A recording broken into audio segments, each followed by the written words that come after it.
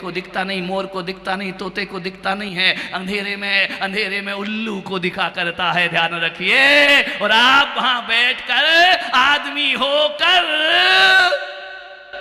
बोलो काय को उल्लू बन रहे हो मेरे भाई।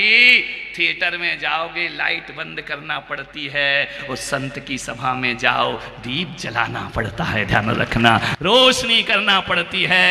मान्यवर समझो अंतर, ये भी तो मेरा थिएटर है, पूरी रोशनी है, इतनी रोशनी से विनोद जी का जी नहीं भरा, दो दिए और जला दिए, ध्यान रखना। संत वह है जो अंधेरे से प्रकाश की ओर लेकर के जाता है, संत वह है जो जहर से अमृत की ओर लेकर के जाता है। मान्यवर हमारी सभाओं में प्रकाश फैलाया करता है, वो प्रकाश संचालन करता है।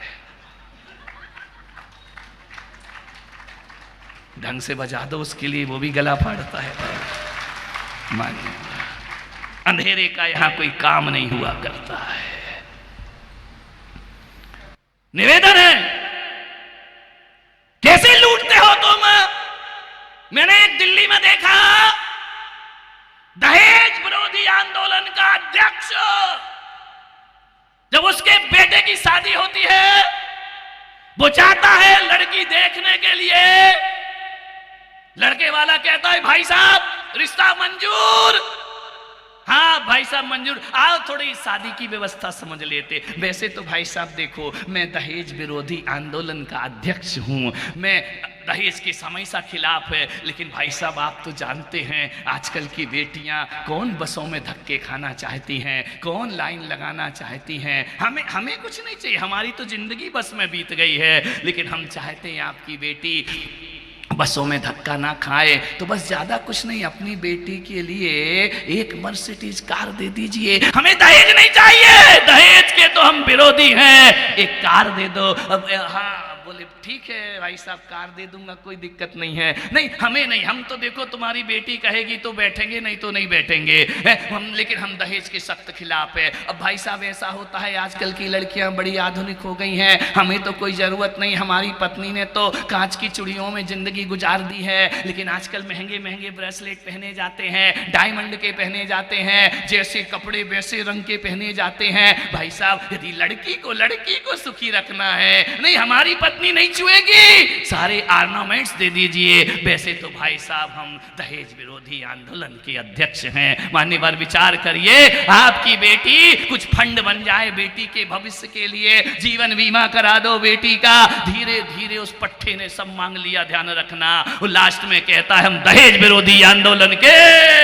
कैसी स्टाइलें सीख ली है रे तुमने, ऐसे देखते हो, लड़की देखने नहीं जाते हो, एक लड़के के लिए 10 लड़कियां देखा करते हो, जैसे नुमाइश में खड़ी हो बेटियां मेरे भाई, जैसे प्रदर्शनी हो, जैसे कोई शो लगा हुआ हो मेरे भाई। आपसे निवेदन करता हूं कि बेटियां कोई नुमाइश की वस्तु नहीं हुआ करती हैं। मान्यवर आपसे मेरा आग्रह है, धीरे धीरे उसने सारा दहेज मांग के रख लिया। एक गरीब के घर एक अमीर चला गया, लड़की देखने के लिए गया, जैसे ही लड़की दिखाई चाय नाश्ता लेकर आई, नजरें झुकाई, नजरें झुकाने के बाद मालूम है क्या हुआ, क्या घटना घटी, अभी की घटना है, ऐसी घटना घटी। बोले भाई साहब शादी पक्की समझे? बोले नहीं नहीं लड़की तो बहुत अच्छी है, ऐसा कुछ नहीं है। तो फिर मामला क्या है? बस उसका थोड़ा सा रंग हल्का है, मेरा बेटा ज्यादा फेयर है। तो उसने कहा कि भाई साहब 5 लाख ब्याज और दे देंगे हम आपको। बोले नहीं नहीं नहीं रंगन से क्या लेना देना है, जैसा भी हो।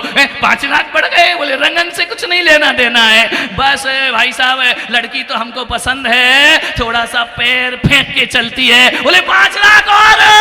अरे पैर कौन देखता है आज की दुनिया में, हर कोई गाड़ी पे चला करती है। भाई साहब ऐसा है कि लड़की का पैर है तो मैं ज्यादा टेंशन लेता नहीं हूं, तो फिर रिश्ता पक्का समझे? बोले नहीं भाई साहब थोड़ा सा लड़की हल्का सा तिरछा देखती है। अरे बोले 11 लाख और देते हैं। अरे बोले आंख मांख क्या, आजकल बिना गूगल के घूमती कौन है, कौन देखेगा आंखों को।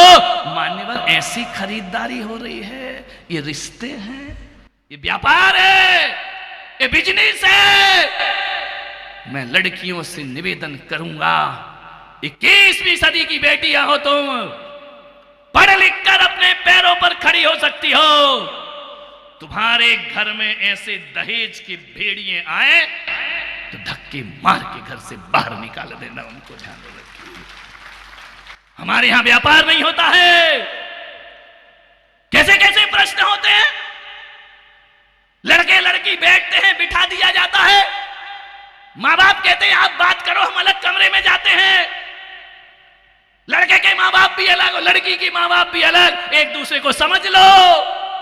अब लड़के ने प्रश्न किया, क्यों तुझे गाना आता है?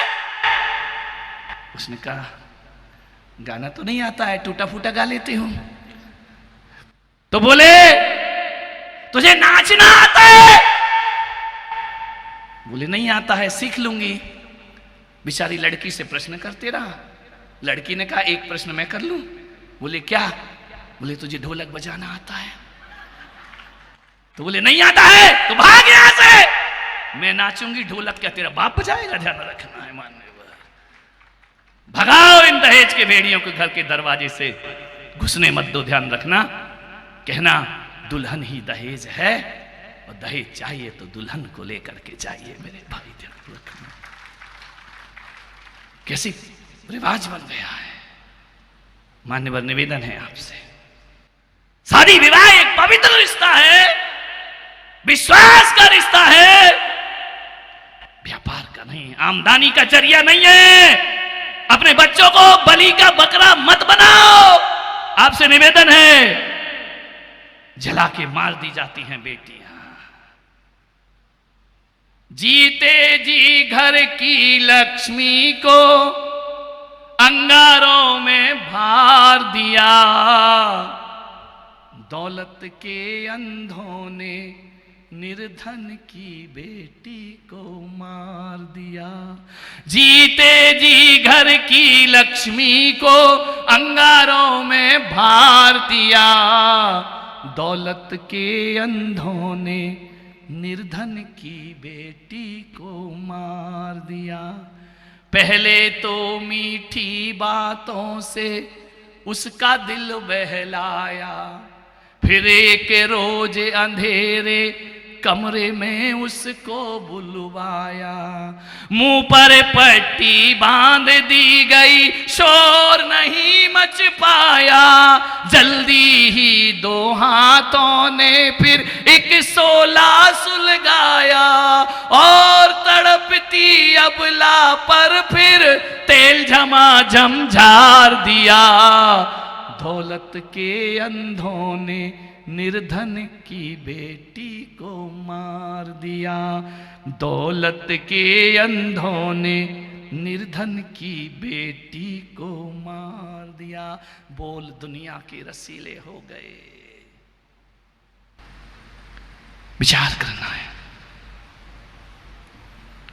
गृह लक्ष्मी को जब आरती उतारती हो, उसका स्वागत करती हो, लक्ष्मी बनाकर लाती हो, तो लक्ष्मी जैसा सम्मान भी देना चाहिए, उसे ध्यान रखना है। आपसे निवेदन है, आग्रह है आपसे बड़ी विनम्रता के साथ। एक सास मेरे पास आई, बोली महाराज बहुत दुखी हूं। मैंने कहा क्यों? बोले पहले दुखी थी कि लड़के की शादी नहीं हो रही, और अब दुखी हूं लड़के की बहू से। मैंने कहा कितने साल हो गए अम्मा? बोले क्या साल महाराज, अभी 1-1.5 साल हुआ है, और जब से बहू आई है घर नरक बन गया है। तो मैंने कहा क्या चाहती है, तलाक करा दूं? बोले नहीं नहीं तलाक मत कराओ। तो मैंने कहा क्या चाहती है? बोले जब से आई है मैंने इतने लोगों को देखा, कुंडलियों के चक्कर में पड़ गई, हस्तरेखा में पड़ गई, बहुत दुखी हूं अपनी बहू से। एक पंडित ने कहा मुझे 7.5 शनि चल रहा है। तो मैंने कहा क्या करना चाहती मेरे से? बोले शनि उतार दो मेरा। मैंने कहा चढ़ा तुझे है, उतारूं मैं? मैंने कहा शनि कब से चढ़ा है? बोले जब से बहू आई है घर में शनि चढ़ गया है, 7.5 लग गई मुझे। मैंने कहा अम्मा तेरा शनि 1 मिनट में उतार दूंगा। 1 मिनट में महाराज? मैंने कहा हाँ। शनि लगता है। तो मैंने कहा अम्मा तुझे मालूम है बहू आने के बाद शनि चढ़ा है ना? बोले हाँ महाराज। तो मैंने कहा शनि काय से होता है? लोहे से शनि होता है। बस ज्योतिषाचार्य जानते होंगे, मन तंत्र वाले जानते होंगे। मैंने कहा जब से तो लोहा लाई है ना तब से तेरे घर में शनि चढ़ा है। बोले लोहा? मैंने कोई लोहे की लड़की से शादी की है क्या? मैंने कहा नहीं, जो फ्रिज लाई है वो लोहे का है, जो अलमारी लाई है वो लोहे का है, जो बेड लाई है वो लोहे का है, जितने पेटियां लाई है वो लोहे का है, हर चीज तो लोहा उठा के लाई है। मैंने कहा ध्यान रखना सारा लोहा लाई है। और जिस दिन से बहू के साथ लोहा आया है उस दिन से तेरे घर में 7.5 शनि चढ़ गए। तो बोले महाराज मैं क्या करूं, फ्रिज वापिस करे आऊं? मैंने कहा नहीं नहीं नहीं नहीं। तो बोले मैं क्या सारा लोहा वापिस कराऊं? मैंने कहा नहीं, आई हुई चीज नहीं देना, ध्यान रखना। आ गई तो आ गई। तो बोले महाराज कोई उपाय बताओ आपके पास है? मैंने कहा मैं तो ज्यादा ज्योतिष वोतिष जानता नहीं हूँ, जानता हूँ तो बताता नहीं हूँ, बताऊंगा तो भीड़ लग जाएगी, इसलिए इस लफड़े में मैं पढ़ता नहीं हूँ, अपना सुख चैन खोता नहीं हूँ। लेकिन अम्मा एक बात बता सकता हूँ। बोले क्या? मैंने कहा एक काम कर दे, यदि शनि उतारना है एक काम कर दे, 100 ग्राम लोहे का दान कर दे। 100 ग्राम बस महाराज? हाँ लोहा क्या है महाराज, 10-20 किलो कर सकती हूँ, मेरे घर में शांति होना चाहिए। मैंने कहा 10-20 किलो नहीं, 100 ग्राम, 100 ग्राम लोहा, 100 ग्राम लोहा। बोले महाराज 100 ग्राम लोहा? मैंने कहा ज्यादा मत करना, नहीं तो शनि जाएगा नहीं छोड़ करके, ध्यान रखना है। तो बोले 100 ग्राम लोहा कर सकती हूँ महाराज में दान। तो मैंने कहा कर दे, अभी करेगी अभी सुखी हो जाएगी। बोले किसे दान करूं? मैंने कहा बहू को। और किसे दान करेगी? बोले बहू को 100 ग्राम लोहा, बहू बड़ी तेज है महाराज, लोहा फेंक के सिर पे मारेगी, मुझे ध्यान रखना है। सोना हो तो रख लेगी, लोहा काय को रखेगी? अरे मैंने कहा रखेगी, टेंशन मत ले बहू का, तू 100 ग्राम लोहा दान कर। तो बोले 100 ग्राम लोहा दे दूं महाराज? मैंने कहा हाँ दे दूं। बोले पुराना दूं या भंगार का दे दूं? अरे मैंने कहा तेरा सत्यानाश हो, शनि चढ़ा, पुराना और भंगार सोच रही है। मैंने कहा एक काम कर। बोले क्या? मैंने कहा पुराना भी छोड़ और भंगार भी छोड़, 100 ग्राम लोहा दे दे। तेरे घर में यदि शांति ना आए तो मेरा नाम बदल देना, तेरे घर में खुशी ना आए तो मेरा नाम बदल देना। तो बोले 100 ग्राम सोना? मैंने कहा हाँ। तो बोले दे दूंगी। मैंने कहा कहाँ है 100 ग्राम सोना? बोले घर में भंगार बहुत पड़ा है। अरे मैंने कहा भंगार छोड़, तेरे कमर में जो 100 ग्राम की चाबी लटक रही है वो बहू को दे दे, तेरे घर से 7.5 शनि उतर जाएगा। क्या सोच रही थी तुम लोग कि घर में हम भी ऐसे ही करेंगे शनि उतारने को? नहीं, ध्यान रखना जो चाबी लटक रही है ना वो बहू को दे दे, तेरा शनि उतरने में ज्यादा वक्त नहीं लगेगा। मान्यवर आपसे निवेदन है मेरा,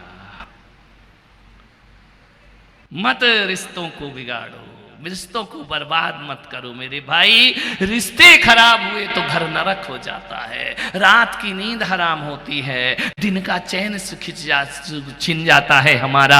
आपसे निवेदन है रिश्तों को मजबूत बनाओ। पैसा आएगा जाएगा उससे कोई फर्क नहीं पड़ता है, यदि रिश्ते अच्छे हुआ करते हैं मान्यवर तो हर मालूम है तुम्हें, यदि मजाक मजाक में बुरा भी बोल दो तो बुरा नहीं लगता है, रिश्ते मीठे हों तो बुरा नहीं लगता है, और रिश्ते खट्टे हों तो अच्छे शब्द बोलो तो भी वह बुरे लगा करते हैं, ध्यान रखना। मेरा एक भक्त है जयपुर में, रितेश लोहाड़िया, उसका विवाह हुआ, सब जानते हैं मेरे ट्रस्टी लोग।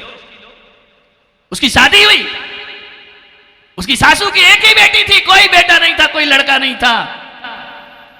उस रितेश ने उस लड़की से शादी की, इकलौती बेटी। कुछ दिन बाद ससुर जी का देहांत हो गया, मां अकेली हो गई। मां के पास कोई साधन नहीं, पैसा था, रुपया था, रुपए पैसों से थोड़ी बुढ़ापा कटता है, रिश्ते भी होना चाहिए, परिवार भी होना चाहिए मान्यवर। किसके सहारे रहे वह? एक दिन रितेश लोहाड़िया ने अपनी मां से बात की कि मां, मेरी पत्नी आशिमा की मां अकेली हो गई है, उसे कैंसर की बीमारी हो गई है, ध्यान रखना, कौन सेवा करेगा उसकी? मैं सोचता हूं कि रितेश से भी ज्यादा महान उसकी मां है। उसने कहा बेटा मेरा घर खुला है, वो मेरी समधन नहीं, वो मेरी बहन है, उसे लेकर के आओ, वो इस घर में सम्मान के साथ रखो, क्योंकि आज मेरा बेटा है, कल मेरा बेटा ना होता और मेरे साथ ये स्थिति घटती तो मेरा क्या होता, ध्यान रखना मान्यवर। उसकी मां और पिता ने अपने बेटे से कहा जा सासू को इस घर में लेकर आ। 5 साल रखा उनने सासू को। कैंसर में जो सेवा उसके परिवार ने करी, मैं कहता हूं शायद बेटी भी वो सेवा नहीं करेगी जो बेटी के ससुराल वालों ने उसकी सेवा करी। ध्यान रखना। वो दुनिया से विदा हो गई। मैंने कहा रितेश, तूने भले बड़े बड़े पंच कल्याणक या इंद्र नहीं बना हो, लेकिन एक अपनी सास को सहारा देकर तूने सम्मेद शिखर जाने से भी ज्यादा पुण्य अर्जित किया है अपने जीवन में। मान्यवर, क्या सोचते हो आप अपनी जिंदगी में? रिश्ते इसलिए जोड़े जाते हैं, संबंध इसलिए बनाए जाते हैं कि एक दूसरे के प्रति नफरत पैदा हो। ध्यान रखना। 2 परिवार जुड़ते हैं विवाह के माध्यम से, 2 परंपराएं जुड़ती हैं, 2 रीति रिवाज जुड़ते हैं। मान्यवर, केवल हाथ मिलाप को विवाह नहीं कहते। मैं पुलक सागर कहता हूं, हाथ मिलाप से भी बड़ा होता है मन मिलाप, जो 2 परिवारों के बीच होना चाहिए। ध्यान रखना। मन नहीं मिले तो हाथ मिला के क्या होगा? गांठ गठबंधन करने को शादी नहीं कहते हैं, हृदय के तार बंधना चाहिए। मान्यवर, ऐसी शिक्षाएं मत दो अपनी बेटियों को। ससुराल के खिलाफ और सासुओं से भी निवेदन करूंगा, अपनी बेटियों को मजबूर मत करो कि अपने माँ बाप को फोन करे कि पापा मम्मी मैं दुखी हूं अपनी ससुराल में। मान्यवर, ऐसा चलेगा तो मेरा भारत महान कैसे बनेगा मेरे भाई? लाड़ दो उसे, दुलार दो। वो सब कुछ छोड़ के तुम्हारे घर में आई है, माँ बाप को छोड़ के आई है, दौलत छोड़ के आई है, परिवार छोड़ के आई है, अपना शहर छोड़कर आई है। तुम्हारे बेटे ने क्या छोड़ा है? कुछ नहीं छोड़ा ना। बेटी सब कुछ छोड़कर आती है। ध्यान रखना। मैं कहता हूं कि बेटे से भी ज्यादा प्यार बहुओं को करना सीख जाओ, तुम्हारा घर आनंद में परिवर्तित हो जाएगा। ध्यान रखना। समय हो गया आपका। आप सबने सुना, अनुग्रहित हूं।